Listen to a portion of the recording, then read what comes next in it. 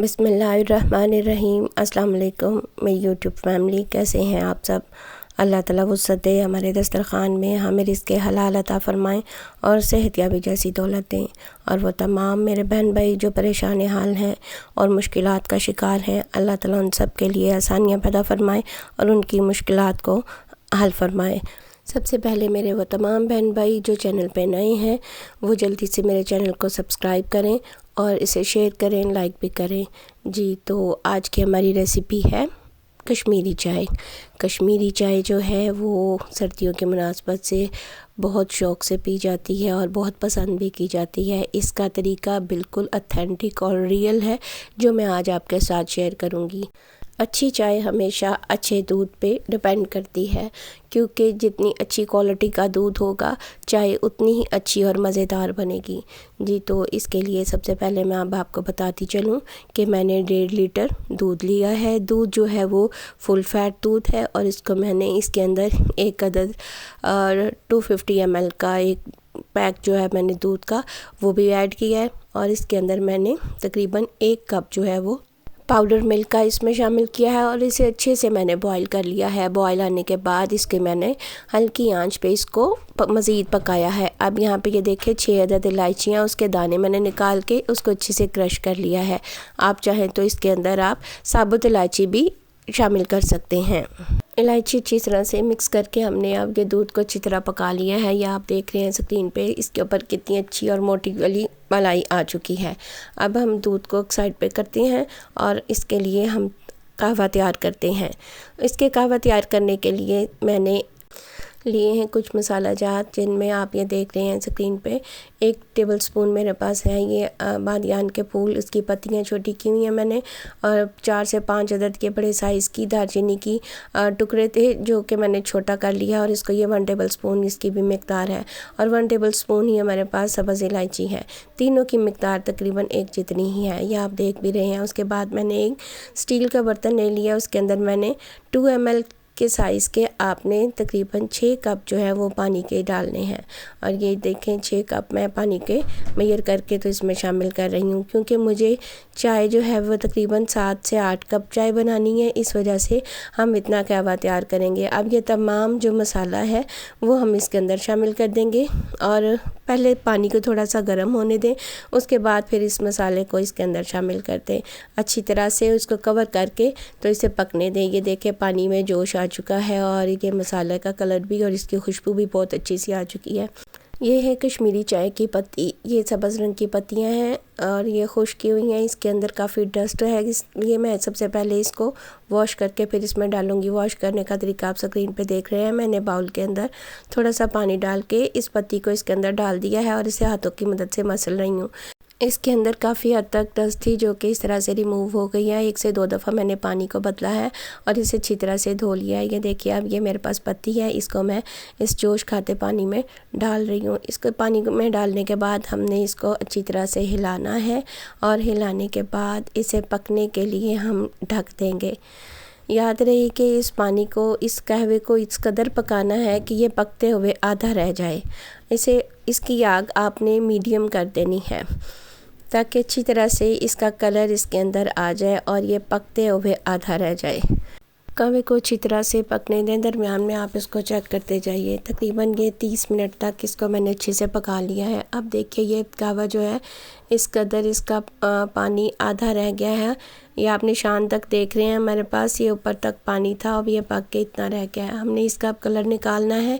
इसका कलर निकालने के लिए चूल्हे की आग बंद कर दी है मैंने और अब इस पानी को, इस कहवे को हम अच्छी तरह से इसको फेंटेंगे इसके अंदर बर्फ़ डाल के।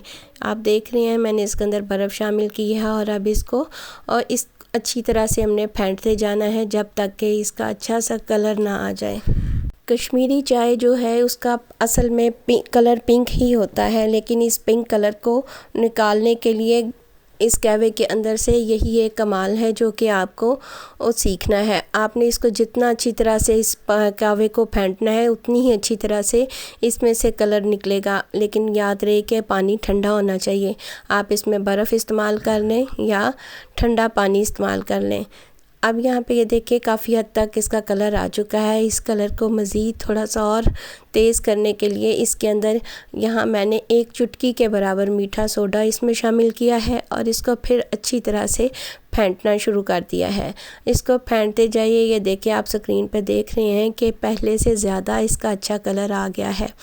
बर्फ़ का पानी भी इसके अंदर शामिल हो चुका है और कहवा जो है वो काफ़ी हद तक ठंडा हो चुका हुआ है, जिसकी वजह से इसका कलर मज़ीद अच्छा सा निकल आया है। इस कहवे की ख़ास बात यह है कि ये जितना ज़्यादा ठंडा होगा उतना ही ज़्यादा इसका अच्छा कलर पिंक कलर निकल के आएगा। ये इस पत्ती का अपना कलर है। मैंने इसके अंदर कोई एक्स्ट्रा या आर्टिफिशियल कलर इसमें यूज़ नहीं किया। ये बिल्कुल जेन्युइन और इसका रियल कलर है। बाज़ार में आमतौर पे मार्केट में जो चाय मिलती है उसके अंदर आर्टिफिशियल कलर का इस्तेमाल किया जाता है। सिर्फ़ उसमें खुशबू और टेस्ट जो है वो मसालों का ही होता है जो उसमें डाले जाते हैं। आप देख रहे हैं कि मैं सारा जो भी आपसे के साथ शेयर कर रही हूँ ये बिल्कुल बग़ैर कोई चीज़ छुपाए मैं आपके साथ शेयर कर रही हूँ और बिल्कुल ये ऑथेंटिक तरीका है कश्मीरी चाय बनाने का। इसके अलावा मैं आपको बताऊं कि हमारे यहाँ आम तौर पे शादी ब्याह के मौक़ों पर सर्दियों में ख़ास तौर पे जो ये कश्मीरी चाय बनाई जाती है उसमें भी फूड कलर का इस्तेमाल किया जाता है, लेकिन हम बग़ैर फूड कलर इस्तेमाल किए चाय बनाएंगे। कश्मीरी चाय के लिए कहवा तैयार है। यहाँ मैंने ये नट्स ले लिए हैं। 1 टेबलस्पून मेरे पास बादाम है, 1 टेबलस्पून मैंने पिस्ता लिया है। इन दोनों को मैं क्रश कर लूँगी अच्छी तरह से, इसे बारीक पीस लेंगे। इस दौरान मैंने दूध जो है वो गर्म होने के लिए रख दिया था दोबारा से ऊपर, और आप देख रहे हैं कि जो कहवा तैयार किया था वो मेरे पास कहवा मैंने उसको फ़िल्टर कर लिया है अच्छी तरह से। और इसके बाद मुझे जितनी ज़रूरत है मैं इस दूध के अंदर इस कहवे को डाल के तो चाय बना लूँगी। आप देख रहे हैं स्क्रीन पे इसका कलर कितना अच्छा पिंक कलर ओरिजिनल कलर इसका आया है और कितनी अच्छी ये हमारी पिंक जो है वो कश्मीरी चाय तैयार हो रही है जी। तो अपनी ज़रूरत के मुताबिक मैंने इसके अंदर कहवा डाल दिया है और अब इसे मैं कप के साथ अच्छी तरह से मिक्स कर लूँगी।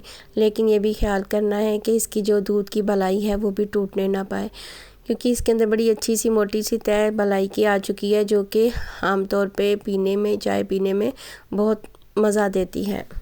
कहवा शामिल करने के बाद हम इसे हिला लेंगे और इसे पकने के लिए चूल्हे पे छोड़ देंगे, लेकिन ख्याल रखें कि ये बॉयल होके बाहर ना गिरने पाए। चूल्हे की आग कम कर देंगे ताकि अच्छी तरह से ये पक जाए और जो मलाई है ऊपर उसकी मोटी सी तय बन जाए जी। तो अब देखें कि चूल्हे की आग मैंने कम कर दिया और इसे पकने के लिए चूल्हे पे छोड़ दिया है। यहाँ मैंने चीनी शामिल नहीं की थी। मैं अपने टेस्ट के मुताबिक इसके अंदर 3 टेबलस्पून चीनी के शामिल कर रही हूँ। आप अपने टेस्ट के मुताबिक इसमें चीनी शामिल कर सकते हैं जी। तो यहाँ पे देखिए जो मैंने पिस्ता क्रश करके रखा था वो भी मैंने कुछ इसके अंदर शामिल कर दिया है और ये चाय आपको बिल्कुल शादियों वाला ही टेस्ट देगी जो शादियों पे हम लोग चाय पीते हैं, बिल्कुल उसी तरह का। यहाँ बादाम जो क्रश किए थे वो भी मैं इसके अंदर शामिल कर दूँगी। कुछ बादाम थोड़े से मैंने कप के अंदर भी कपों को गार्निश करने के लिए रख दिया है। ये देखिए ये सारी जो मैंने बादाम और पिस्ता अच्छी तरह से स्प्रिंकल कर दिया है चाय के ऊपर। ये कितनी अच्छी सी चाय ये आपको नज़र आ रही है। अब मैंने आपको यहाँ हिला के भी दिखा दिया है और चाय को पकने के लिए मैंने चूल्हे पे हल्की आंच पे छोड़ दिया है। ये देखिए हमारी चाय पक के तैयार हो चुकी है। अब मैं इसे कपों में निकाल लूँगी। इसके ऊपर मलाई की तय भी जम चुकी है। ये देखिए चाय का पिंक कलर कितना अच्छा और प्यारा सा पिंक कलर इसका निकल आया है अल्हम्दुलिल्लाह, बग़ैर किसी आर्टिफिशियल फूड कलर के इस्तेमाल किए। आप इसको बनाएं, इसको ज़रूर आप ट्राई करें। आप यकीन जानिए आप इसको बनाएंगे तो आपको बनाने में भी बहुत मज़ा आएगा और इसको पीने में भी, क्योंकि ये जायके में बिल्कुल शादियों पे मिलने वाली और बाज़ार से मिलने वाली चाय के जैसी बेहतरीन बन के तैयार हुई है। जायकेदार चाय बन के तैयार हुई है। हमारी कश्मीरी चाय तैयार है। हम इसे कप में निकाल लेते हैं और अब ये देखें मैंने इसे कप में निकाल लिया है और इसको पिस्ता और बादाम के साथ क्रश किए हुए बादाम और पिस्ता के साथ इसको गार्निश कर लिया है। उम्मीद करती हूँ कि मेरी आज की ये रेसिपी भी आपको पसंद आई होगी। मुझे फ़ीडबैक दें और मुझे बताएं कि आपको ये मेरी रेसिपी कैसी लगी, और मुझे ये भी बताएं कि आप मुझे कहाँ से और किस जगह से देख रहे हैं। मेरे चैनल को सब्सक्राइब करना मत भूलें। इंशाल्लाह नई रेसिपी के साथ फिर मिलेंगे। ढेरों दुआओं के साथ शाद रहें, आबाद रहें। अल्लाह हाफ़िज़।